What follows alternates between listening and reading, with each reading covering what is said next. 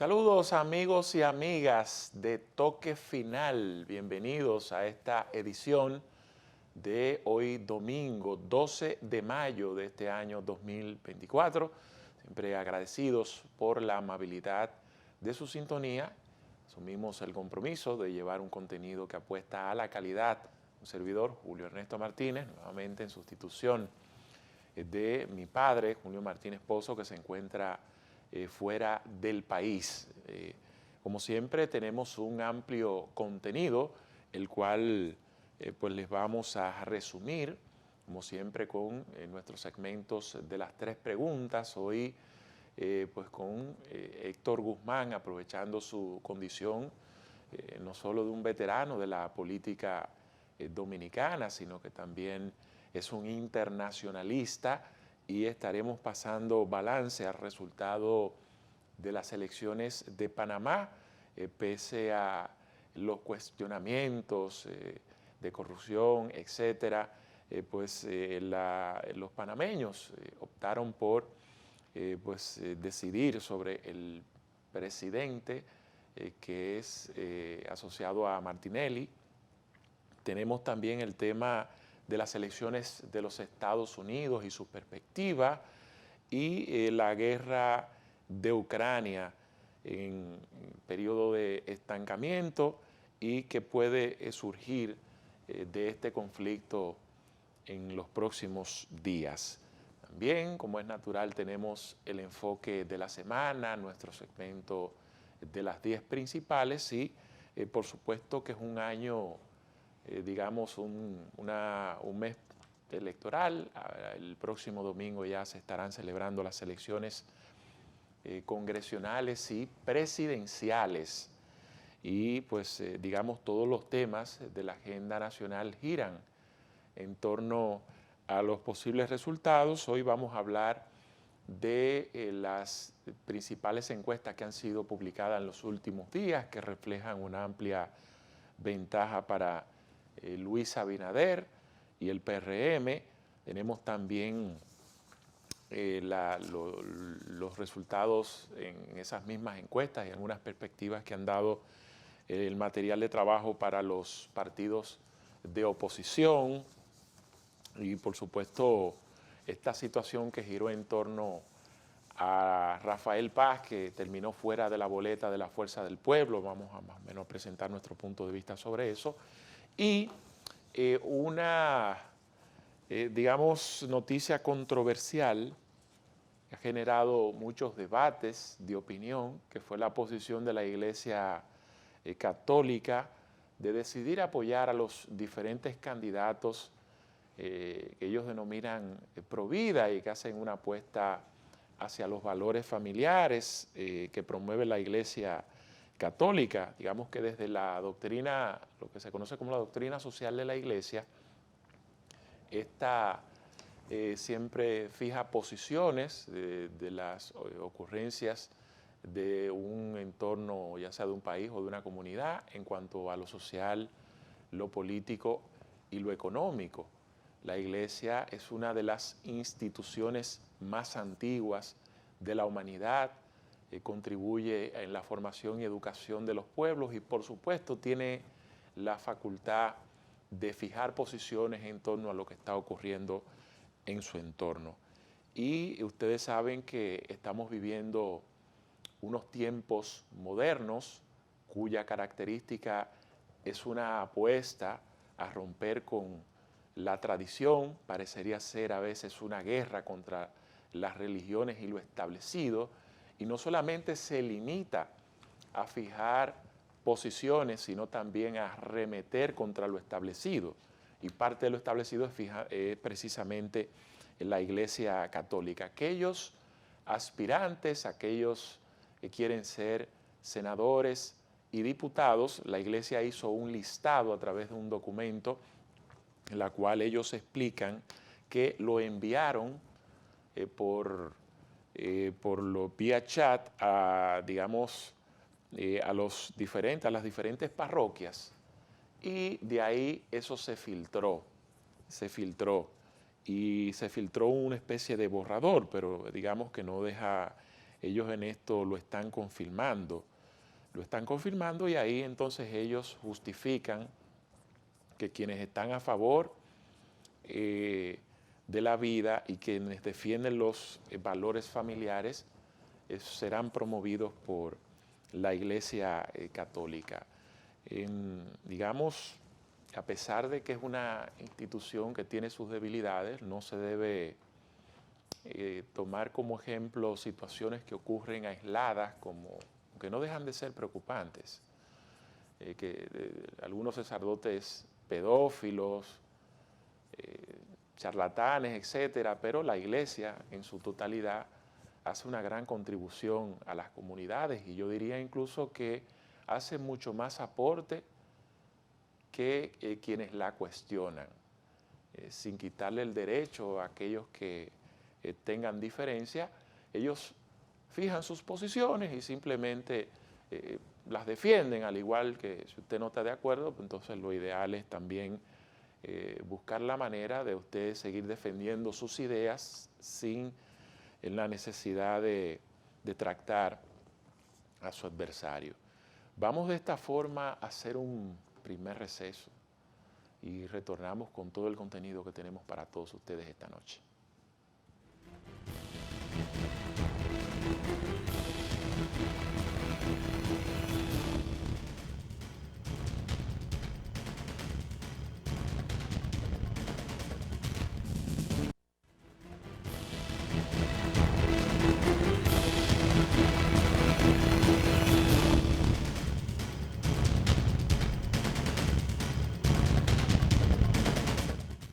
Es una costumbre de nuestro equipo de producción elaborar un resumen ejecutivo de los principales acontecimientos que caracterizaron la semana, tanto nacional como internacional. Las 10 principales en estos momentos.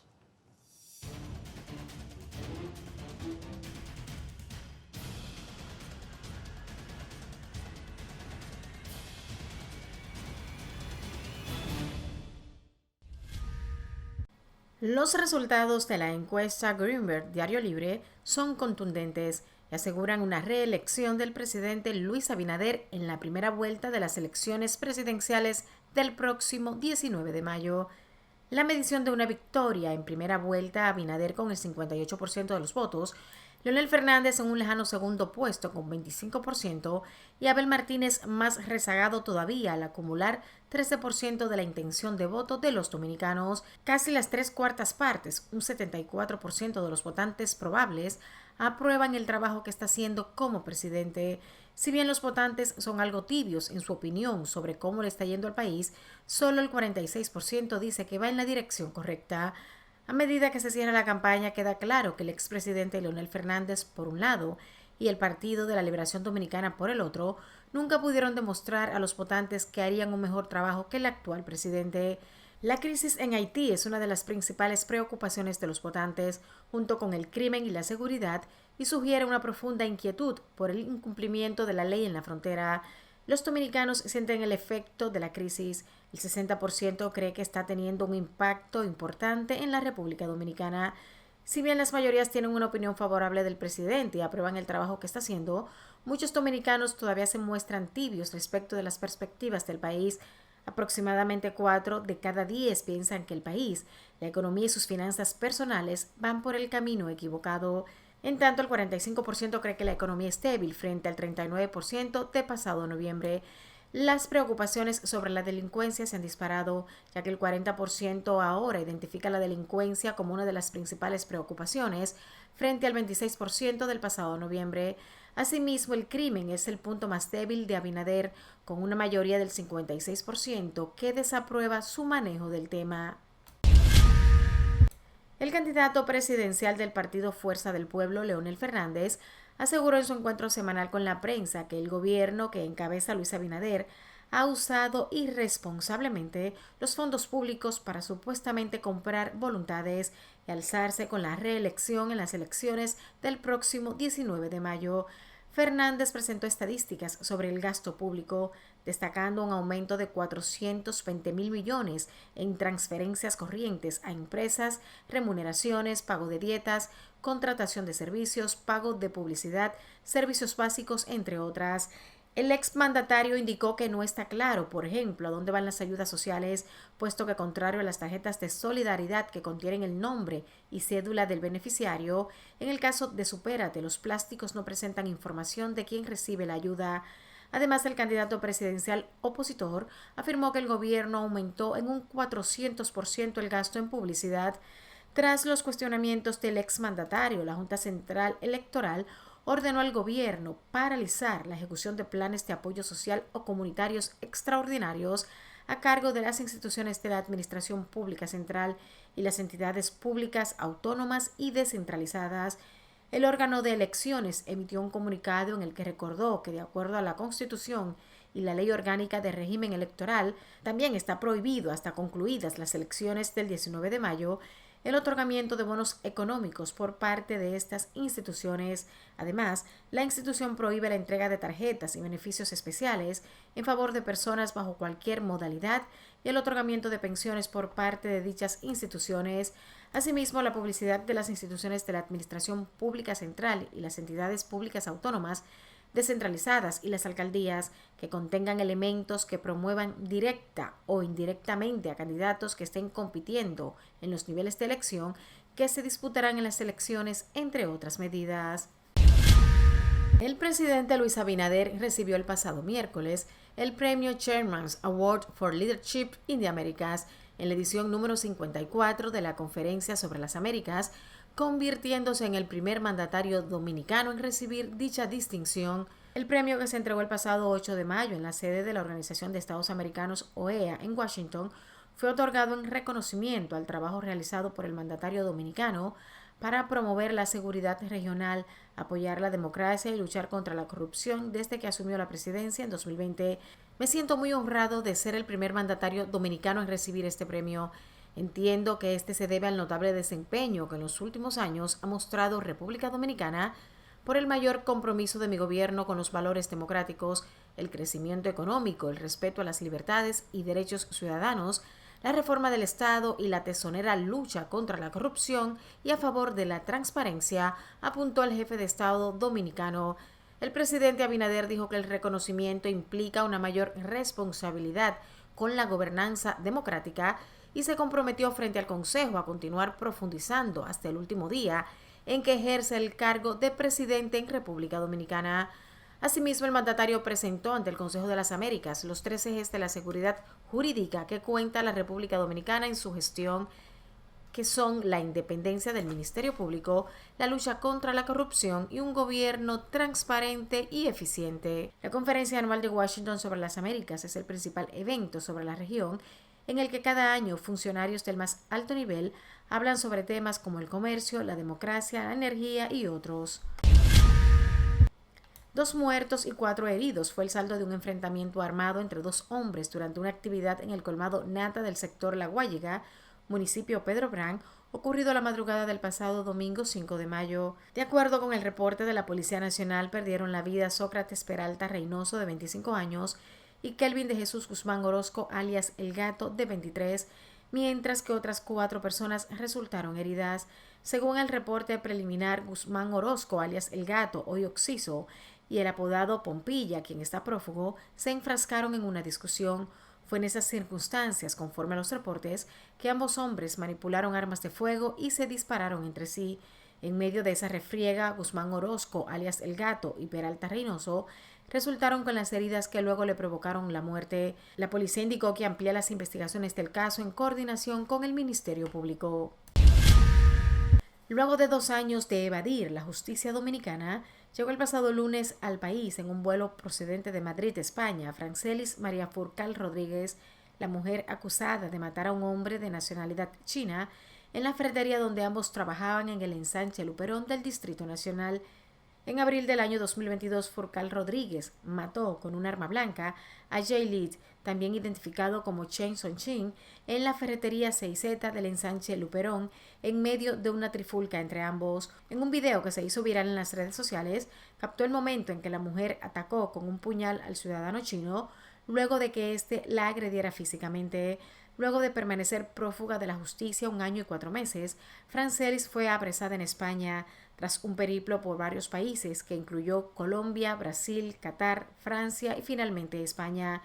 El Ministerio Público logró que el Reino de España acogiera la solicitud de extradición que hizo en contra de Francelis María a través de la Dirección de Cooperación Jurídica Internacional y Derechos Humanos en coordinación con la Fiscalía del Distrito Nacional.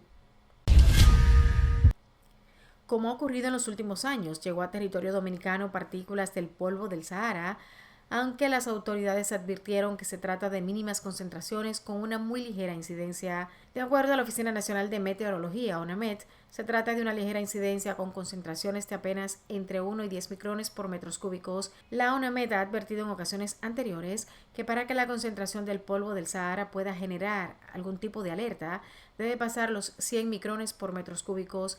Según la Oficina Nacional de Administración Oceánica y Atmosférica de Estados Unidos, NOAA, el polvo del Sahara es una masa de aire muy seca y polvorienta que se forma sobre el desierto del Sahara a finales de la primavera, en verano y a principios del otoño. Destaca la NOAA que la actividad del polvo del Sahara típicamente se incrementa a mediados de junio y alcanza su punto máximo desde finales de junio hasta mediados de agosto. El concurso de Miss República Dominicana generaba desde antes muchas expectativas, pues se escogería la nueva representante de la belleza dominicana para representar el país en el afamado certamen de belleza Miss Universo. El evento prometía, pero lo que pocos imaginaban era que el inicio del acto sería protagonizado por la directora de la franquicia local, Magali Febles, con un opening donde lució vestida de plumas y brillos, acompañada por un cuerpo de bailarines. La corona de Miss República Dominicana ha encontrado una nueva y brillante titular en la figura de Celine Santos. Con su gracia, carisma y elegancia, la joven cautivó no solo los corazones de los jueces del certamen, sino también el espíritu de una gran cantidad de fanáticos. En el certamen participaron 18 candidatas y Celine Santos se alzó con el título de Miss República Dominicana 2024, sucediendo a Mariana Downing. Ahora, Santos tiene la responsabilidad de representar al país en Miss Universo, que se celebrará el 28 de septiembre en México. Uno de los momentos más importantes del concurso fue la ronda de preguntas a las finalistas. En esta oportunidad, Celine fue cuestionada sobre cuál virtud define a la mujer dominicana, a lo que ella respondió: la mujer dominicana tiene determinación. Cuando decide hacer algo y obtener algo, lo logra. Quiero que en República Dominicana y todo el universo sepan que la mujer dominicana es sinónimo de determinación, reiteró Celine. En tanto, la primera finalista del concurso fue Comunidad Dominicana en USA, Melissa Núñez. Por su parte, Heidi Cruz, representante de Montecristi, Jamie Kellis de Santo Domingo Este, de Jarabacoa, Alba Blair y Caribel Pérez de Santiago, quedaron posicionadas como segunda, tercera, cuarta y quinta finalistas respectivamente.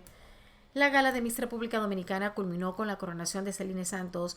Este momento no pasó desapercibido por la notable emoción de la nueva reina, pero además por soltar las manos y despegarse de la primera finalista Melissa Núñez sin antes darse el acostumbrado abrazo. Además, Santos entregó de forma brusca su banda de Distrito Nacional en las manos de Mariana Downing.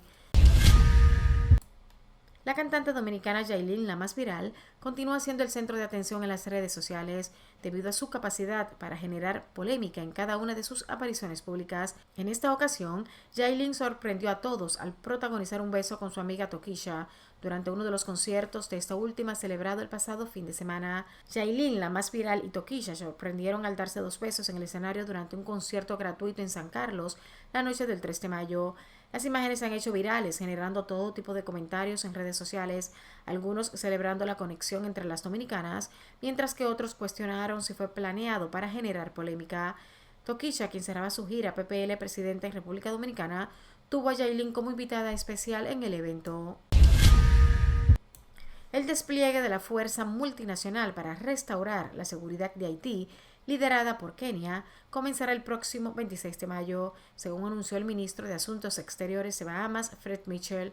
Bahamas se ha comprometido a enviar 150 oficiales de las fuerzas de defensa para ayudar a la seguridad marítima en el marco de esta fuerza multinacional que busca estabilizar Haití. Sobre la fuerza multinacional autorizada por el Consejo de Seguridad y que debe dar apoyo a la Policía Nacional Haitiana, la ONU reconoció la semana pasada que esta tarda en ver la luz por problemas ante todo financieros. El portavoz Stéphane Dujarric informó que no hay novedades sobre el número de países dispuestos a participar en esa fuerza, principalmente Kenia, Burkina Faso y varios países del Caribe, y que la financiación de esa fuerza no ha superado el 10.6% del presupuesto requerido. La inseguridad sigue siendo la nota dominante en la zona metropolitana de la capital haitiana, desde que a finales de febrero pasado se registrara una escalada de la violencia a manos de las bandas armadas que controlan gran parte de Puerto Príncipe. Finalmente, los panameños eligieron el pasado domingo a José Raúl Mulino, exministro de Seguridad Pública, como su próximo presidente. Mulino, quien a última hora superó un escollo judicial que estuvo a punto de anular su candidatura de reemplazo, se impuso a otros 7 postulantes con el 34% de los votos, 9 puntos arriba de su rival más inmediato, el centroderechista Ricardo Lombana. Mulino lideraba las encuestas, prometiendo devolver a Panamá el crecimiento económico que experimentó bajo el mandato de Ricardo Martinelli, quien fue presidente de 2009 a 2014. Martinelli, a quien sus partidarios conocen como el Loco, había sido uno de los principales contendientes hasta que fue inhabilitado por una condena por blanqueo de dinero en 2023, pero desde la Embajada de Nicaragua en Ciudad de Panamá, donde se le otorgó asilo, Martinelli hizo una intensa campaña en favor de Mulino, quien fue su compañero de fórmula y ocupó su lugar en la papeleta electoral. Las elecciones se han caracterizado por una alta participación de casi el 77%, lo que lo ubica como el proceso más concurrido de las últimas 3 décadas. Mulino, un abogado de 64 años de edad, logró avanzar rápidamente en las encuestas gracias a una estrategia concreta: prometer a los votantes que Panamá recuperará la bonanza económica y los altos niveles de creación de empleo que caracterizaron al gobierno de Martinelli. Mulino centró su campaña en el crecimiento del empleo y prometió aumentar el turismo y construir una línea ferroviaria que conectará la capital, Ciudad de Panamá, con el interior del país. También prometió aumentar la producción agrícola, reducir el costo de los medicamentos y proporcionar acceso gratuito a Internet en las escuelas. Asimismo, cerrar el Darién, la selva panameña que cruzan los migrantes rumbo a Estados Unidos.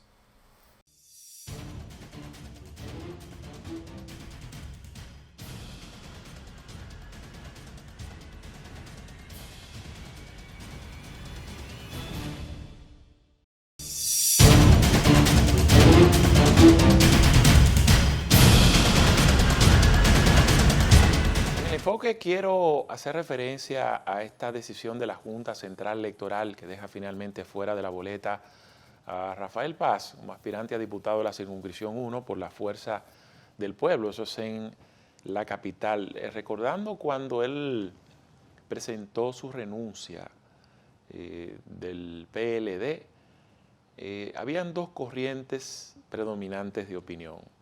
Una de ellas eran los afines al gobierno de turno, digamos, celebrando la situación de dificultad que está teniendo esa organización política, que se desprende un miembro de su comité político, que la debacle, las renuncias, etc. Por otro lado, una fuerza del pueblo en un proceso de crecimiento, aprovechando esas dificultades que tiene el PLD para ellos poder crecer, y lo reciben con bombos y platillos en medio de toda esa efervescencia.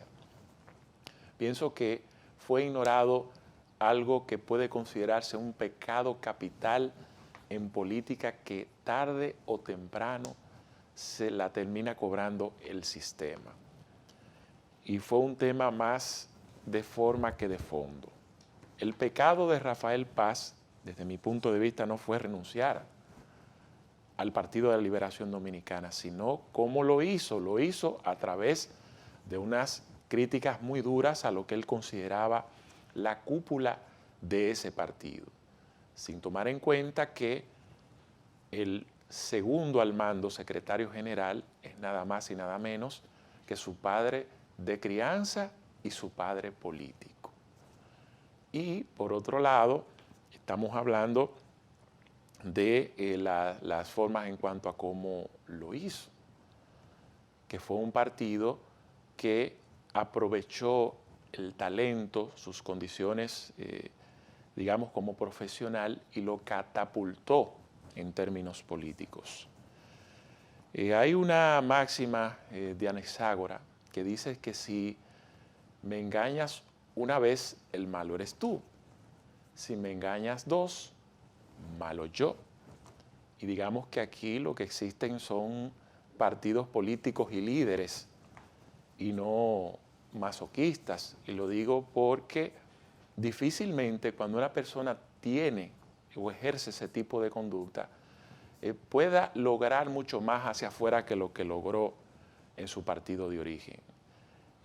Digamos, más allá de aprovecharse de los beneficios que da un apoyo electoral en todos los sentidos y sobre todo una figura de su naturaleza, yo pienso que difícilmente él pueda lograr en otra organización política lo que el PLD le dio. Y hay mucha gente que dice, bueno,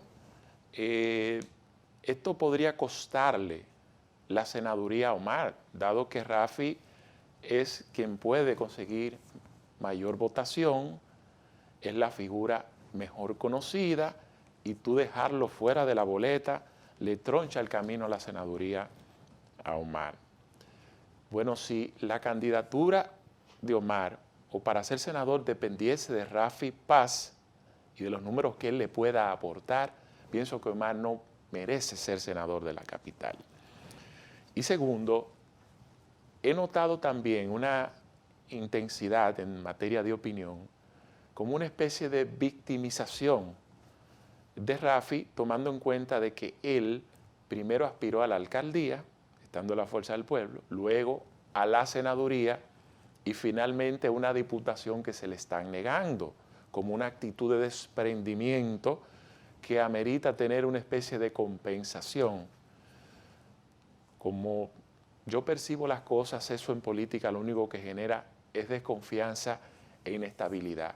Cuando usted decide aspirar a algo, usted se enfoca en una posición. Usted logra ese objetivo, ese peldaño, y ya en otros procesos, si quiere seguir escalando, pues perfecto. Pero el hecho de usted aspirar a todo en poco tiempo, a usted no le da una carta para que eso a usted le garantice de que hay que tomarlo en cuenta por una especie de sacrificio. Todo lo contrario, eso genera mucho más desconfianza en los entornos y los liderazgos. Pero por otro lado, usted decir, mire, el liderazgo de la Fuerza del Pueblo fue flojo, no tuvo tiene una indefinición, debió jugársela. Bueno, probablemente sea cierto, pero también pongamos, digamos, los dos escenarios. La Fuerza del Pueblo decide sacrificar a uno de los aspirantes y pone a Rafi. Perfecto. ¿Qué pasa? Bueno, Andy Morales o Robert Martínez fueron aspirantes y agotaron todos los procesos legales, legítimos, que los llevaron a ser seleccionados por la Junta. De hecho, cuando quisieron quitarle la candidatura, fueron a los tribunales superiores electorales y le dieron ganancia de causa. ¿Cuál es el mensaje que usted refleja cuando yo llegué a una posición de forma legítima, que me la gané, y el partido, por una especie de conveniencia, decide quitármela? Eso envía un mensaje generalizado hacia los demás de que no se puede confiar en ese partido, haciendo las cosas bien. Es decir, que usted, asumiendo que puede hacer un bien, eso termina siendo peor. Peor, usted maltratar a una persona que ganó legítimamente una posición, eso no creo que le dé ningún tipo de resultado beneficioso. Aquí ocurrió esta situación y desde el punto de vista legal era lo que tenía que suceder.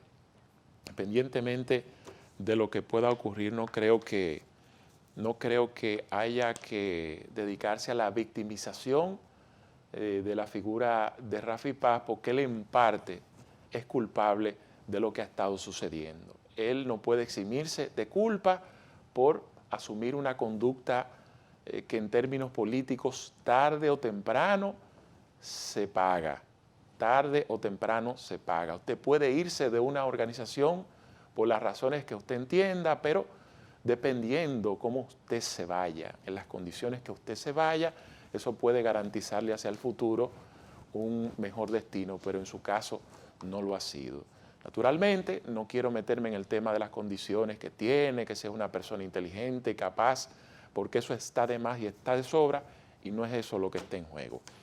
Vamos a hacer un contacto de publicidad para retornar con las 3 preguntas y luego las consideraciones finales.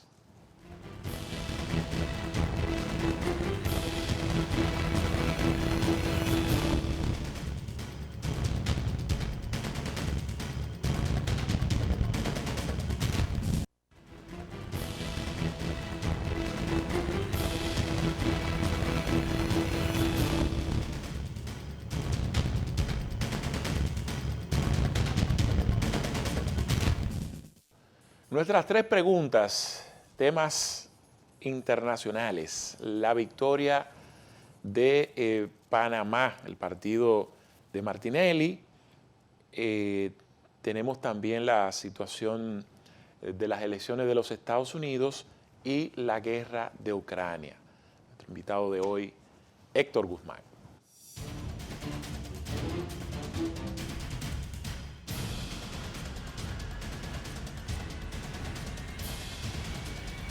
¿Por qué ha ganado en Panamá el partido más acusado de corrupción y cuyo líder tuvo que asilarse en la embajada de Nicaragua para evitar el cumplimiento de una condena a prisión con la categoría de lo definitivamente juzgado? Bueno, mira, yo creo que lo más importante es que en Panamá se ha demostrado que hay un sistema de justicia que funciona. Pues se agotaron los procedimientos hasta condenar al expresidente Martinelli. Lo que ha pasado en Panamá es que ante la situación económica que la población está viviendo, la población ha preferido votar por un candidato apoyado por el propio Martinelli. O sea, ha dado de lado al tema de la corrupción y le ha dado como principal importancia al tema de la economía, es decir, a las condiciones de vida de la población. Ese es un ejemplo de por qué la parte mediática, la parte, vamos a decir, tecnológica, de redes sociales influye en el electorado, que el electorado ha pensado más en su situación familiar, personal, que en el tema de la corrupción. E inclusive en Panamá se llegó a acuñar una frase que decía que Martinelli robó, pero resolvió. O sea, como la gente planteando de que le resolvía su problema, aunque robara. Yo creo que esto deja una gran lección, primero de un sistema judicial que funciona, y lo segundo, lamentablemente, un resultado electoral donde la gente ha actuado en función de sus condiciones de vida y ha dejado de lado el tema de la corrupción. Pero en democracia hay que respetar la voluntad de un pueblo. El pueblo decidió apoyar a un representante de Martinelli que hizo toda la campaña basada en Martinelli, más que en él como candidato, pero es un resultado electoral democrático donde se expresó y hay que respetar la voluntad popular, porque más del 90% de los panameños votaron en esas elecciones. Por tanto, hay que respetar ese resultado electoral, independientemente de que aquí el tema de la corrupción pasara a un segundo plano y que se impusiera la situación económica difícil por la que están viviendo los panameños. ¿Cómo avisora el panorama para las próximas elecciones estadounidenses? ¿Y qué impacto pudieran tener las protestas escenificadas en las universidades de esa nación en favor de la causa palestina? Bueno, el hecho de la protesta de los estudiantes en universidades como la de Columbia y otras universidades se ha convertido en un tema de campaña. Tanto por un lado Trump como por el otro lado Biden. Entonces se ha convertido en un tema de campaña que le ha dado la importancia. Estados Unidos está en unas elecciones bastante complejas porque tenemos por un lado a Donald Trump con varios casos judiciales y tenemos por el otro lado la reelección de Biden. Yo creo que al final de cuentas ahí lo que hay que esperar es que la voluntad del pueblo estadounidense se imponga y hay que respetarla.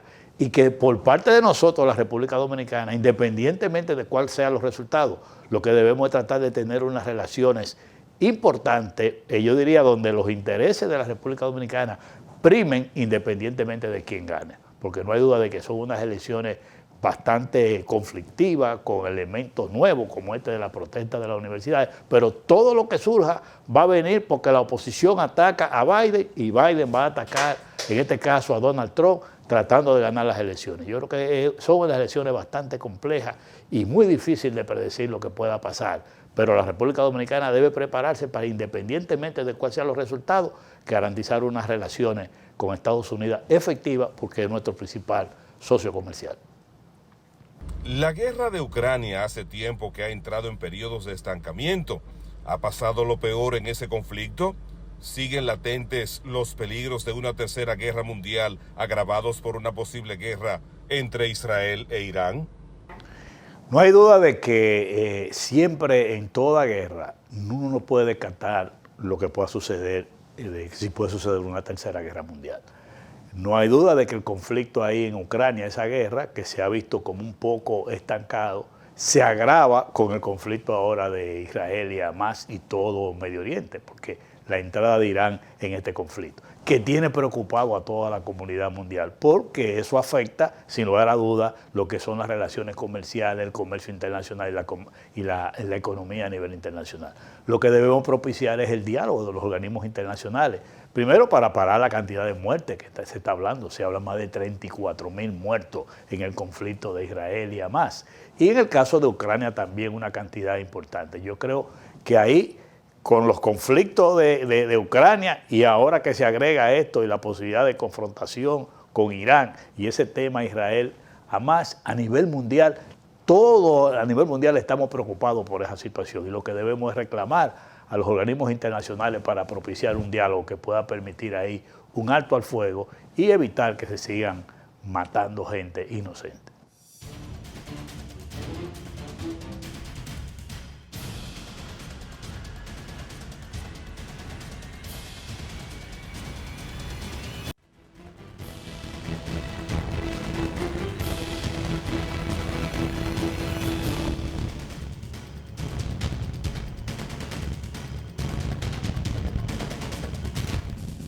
Bueno, para las elecciones a celebrarse el próximo domingo, 19 de mayo, según la Junta Central Electoral, tenemos unos 8.145.000 personas habilitadas, inscritos con las posibilidades de ejercer el voto. Si eso se traduce a la realidad, nosotros tenemos un histórico de que no vota el 100% de los inscritos, sino que hay un 30% que se queda en su casa por cualquier u otra razón. Si lo llevamos a un 70%, estamos hablando de 5.700.000, que son los que se proyectan para votar. Si se logra la narrativa establecida por el gobierno, conjuntamente también con lo que reflejan algunos estudios de mercado, para que el PRM, si logra un 70% de los votos, eso implicaría casi 4 millones de votos, es decir, de 5.7, si Luis Abinader, 4 millones de personas deciden votar por él obtendría un 70%. La votación, en caso de obtener un 65%, estamos hablando de 3.7 millones de votos. Para lograr una victoria en primera vuelta, un 50+1, él solo necesitaría 2.8 millones. Si nos vamos digamos, a una media, una métrica de lo que han establecido las principales encuestas en sus últimas tiradas, no solo reflejan una amplia ventaja de la reelección de Luis, sino que establece claramente que le lleva 30 puntos o más a sus más cercanos competidores, en este caso es Leonel Fernández, seguido de Abel Martínez. Pero más allá de los datos fríos en materia electoral, hay al menos dos encuestas que fueron la Mark Payne, Grupo SIN, y la Greenberg, de Diario Libre, que presentaron otras variables que no necesariamente son de interés de la opinión pública, pero que no dejan de ser interesantes para uno poder ver esos números en frío y tener análisis posteriores de lo que podría ser este resultado. Uno de ellos está recogido en la encuesta Greenberg, en la que refleja al mismo tiempo de los adeptos electorales de Luis Abinader un descontento en la población en cuanto a algunas ejecutorias gubernamentales, como siempre es el costo de la vida, el tema de la seguridad, entre otros. Es decir, la gente dice, yo apuesto a Luis, pero expreso una conformidad por lo que me está ocurriendo en estos momentos en materia económica. De hecho, la gente, los encuestados, dicen que se sentían mejor en un 50 o más por ciento en las gestiones de Leonel Fernández, pero con la particularidad de dice que estaba mejor, pero aún así no van a votar en su mayoría por el Leonel Fernández. Eso probablemente indique que la oposición, a pesar de ese descontento y el reconocimiento a que ellos tenían mejores condiciones en los gobiernos del PLD, no prefieren hacerlo por Luis Abinader, mejor por un voto de confianza, porque entienden que las cosas podrían cambiar en estos próximos 4 años, pero ese es el resultado. En el caso del expresidente Fernández, con relación a la encuesta anterior de Diario Libre, él tenía, digamos, una gran simpatía en el segmento joven de 18 a 35 años, que lo ha perdido. Ahora él estaba apenas a unos 2 o 3 puntos cercano de Luis en ese segmento, pero ahora Luis le amplió ventaja por más de 20 puntos. El principal fuerte de Luis está en la población mucho más avanzada, hasta los 65 años de edad. En el caso del Partido de la Liberación Dominicana, hay algo que sería interesante, el aporte al análisis que presentan estas estadísticas. Dice que con relación a las pasadas elecciones, en las que compitió Gonzalo Castillo, ustedes recuerdan que sacó un 38%, dice ello que solo el 36% de esos votantes apoyan actualmente a Abel Martínez. Esta encuesta dice que Abel obtendría un 13% en las elecciones, si fueran en ese entonces, en ese momento. Y coincide porque si usted le saca una media de un 36%, al resultado que sacó Gonzalo Castillo se le da un 13%. Pero también indica que un 35% de los que en esa oportunidad votaron por Gonzalo Castillo apoyan a Leonel Fernández. Y un 25% respalda la reelección de Luis Abinader. Y hay